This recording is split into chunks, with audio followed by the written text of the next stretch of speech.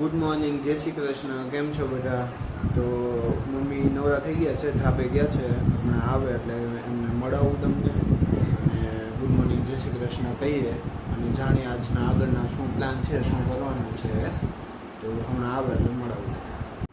તો ભાઈ જો મમ્મી ધાબેથી આવી ગયા છે નીચે, તો આપણે હવે મમ્મીને પૂછીએ કે ધાબે શું કામથી ગયા હતા અને આગળનો પ્લાન મેં તમને કીધું તમને શું છે. મમ્મી ગુડ મોર્નિંગ, જય શ્રી કૃષ્ણ. હા બધાય મજામાં. તમે કેમ? આપણે ફૂલ મજામાં. ફૂલ મજામાં, મોજે મોજ, રોજે રોજ. કા મોજે મોજ કરો તો. હા તો ધાબે શું કરવા ગયા હતા? બહુ વાર લગાડી તમે. તો ઝાડવા પતાવ્યા હારે? હા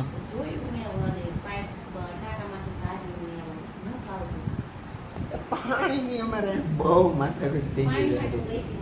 એમ નીચેના ટાંકામાં આવી જાય પણ ઉપર નથી ચડતું. પ્રેશર ઓલું ઓછું હોય ને, એટલે ક્યાંક તો પ્રેશર ઓછું હોય ને તો નીચેના ટાંકામાં ન આવે ઘણી વખત, ખબર ને મમ્મી?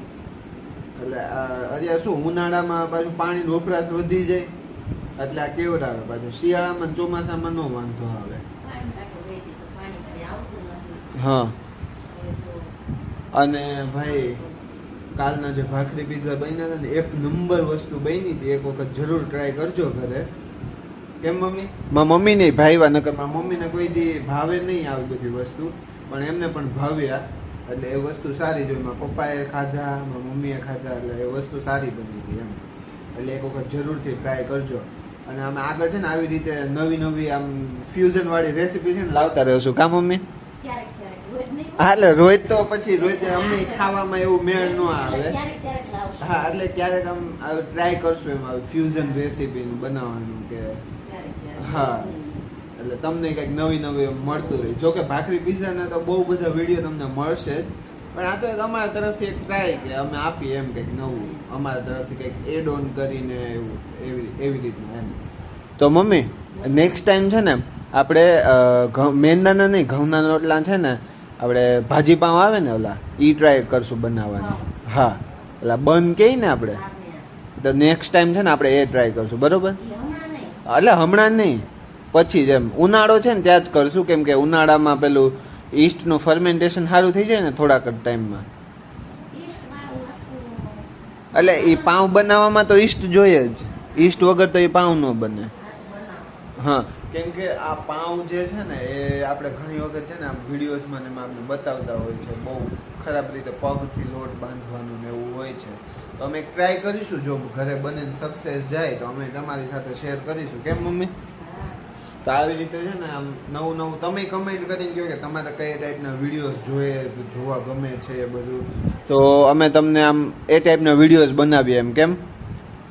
એટલે આમ ગેમ ટાઈપના કે ચેલેન્જના કે એ ટાઈપના એમ, કે ઘરે ગેમ રમતા હોય અમે બધા આખો પરિવાર ભેગા મળીને એ ટાઈપના એ બધા. તો કમેન્ટ કરીને અમને જણાવો, અત્યારે જ જણાવો. તમે છે ને કમેન્ટ નથી કરતા, વાંધો ઈ આવે છે. વિડીયો જોઈ લ્યો છો પણ કમેન્ટ નથી કરતા, તો કમેન્ટ કરીને કહો, બરોબર? મમ્મી તમે એક વખત કહી દો, કમેન્ટ કરીને કહો એમ.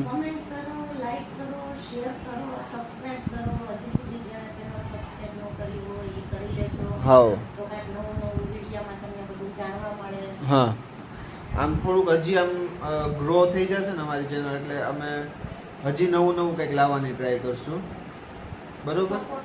હા સપોર્ટ કરો એટલે તમને હજી વધારે કંઈક અલગ નવું જાણવા મળશે. હા હા હા તો ચાલો હવે મમ્મીને થોડું કામ છે તો એ કામ પતાવે ને મારે થોડું કામ છે, મારું કામ પતાવી દઉં. હા અને આજે મેઇન વાત એ છે કે આજે અમારે ટીવીને શાંતિ પોરો છે, કેમ કે ઓલું ચૂંટણી બૂંટણીનું પતી ગયું છે હવે. હા એમને ઓલું ચૂંટણીનું પતી ગયું ને એટલે હા હા એટલે આજે થોડીક વાર ટીવીને શાંતિ છે અમારે, ટીવીને આરામ મળ્યો એવું કહેવાય આજે. ટીવી તો જો કે આમ તો અમારે આમ બહુ ભાગ્ય ચાલુ કરીને જોતા આવીશું ને એવું થઈ ગયું, અમને બહુ ચાલુ કરવાની આવતી નથી. તો જો ભાઈ 6:30 થઈ ગયા છે અને અહીંયા મમ્મીને દૂધ લેવા જવાનો ટાઈમ થઈ ગયો છે, તો મેં એક સજેશન આપ્યું કે આપણે ઘરે ભેંસ બાંધી લઈએ ગેબમાં એક, અને પાછળ વાડામાં એક ઓલા વાડામાં જગ્યા છે ને ત્યાં ઘાસ ઉગાડશું એમ. તો મારા પપ્પા એમ કીધું પપ્પા કયો તો પાછું બોલો તો એક ભેણ તો હાચી બીજી તો હટવાઈ જાય ને. એટલે મેં પૂછ્યું એક ભેં બાંધી દઈ ચાલે એટલે પપ્પા કહે કે એક ભેં તો હાચવી તો બીજી તો હચવાઈ જ જાય ને એમ. હે હા પપ્પાએ શું કીધું ભેં નહીં ભેંસની બેન. તને અમે ભેંસ નથી કહેતા તું સમજ. હે અમારો કહેવાનો મતલબ જ ઈ નહોતો. હતો ઈ મતલબ અમારો. એટલે મેં સજેશન આપ્યું એમ ખાલી કે હા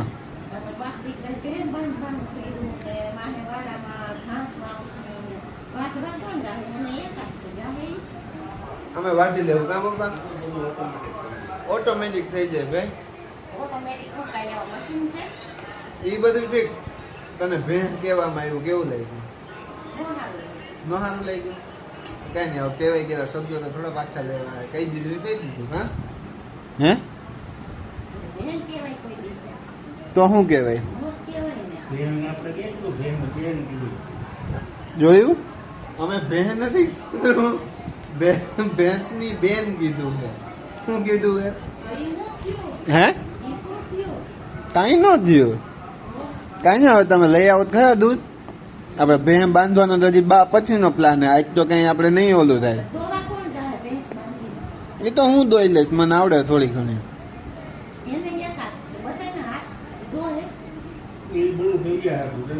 હા મારા પપ્પાએ કહી દીધું એ બધું થઈ જાય તું ટેન્શન લે. બાકી ભેં તો બાંધવાની જ છે હવે. હે એક સાચું બીજું લઈ આવશું એમ. 2 પગવાળી ભેણ ની વાત કરો. 4 પગવાળી 4 પગવાળી 4 પગવાળી ગામે 2 પગવાળી નહીં રેવો તમને બાપ દીકરા જોઈ પાકી જાય. તો અમે ભોળા માણા થાવ બરાબર. આપણે કદર નથી ઘરમાં. 4 પગવાળી નો તો વાંધો નહીં. ઈ તો હા હા કરશે. પણ જે પગવાળી આવી છે ને ઈ બેથી થાશે બે અમાર જેવા ભોળા માણા કોઈ નથી. તને ખબર એવા ભોળા ગાડર મૂકી ગોળી ઉપાડી આવે એવા. ये कुछ नहीं आया. ભોળા માણા હોય ને ઈ જ કરે. ગાડર મૂકી આવે ગોળી લઈ આવે. પાણી ભરવા કેવું ને હશે છોડો ને. તો કઈ નહીં. હવે મમ્મી હાલો દૂધ લેવા જાય છે.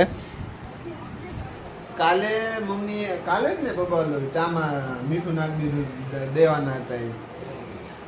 હા કાલે પરમદી ઈ થયું. પછી આજ બપોરે મમ્મીએ શાક બનાવ્યું તુરિયાનું.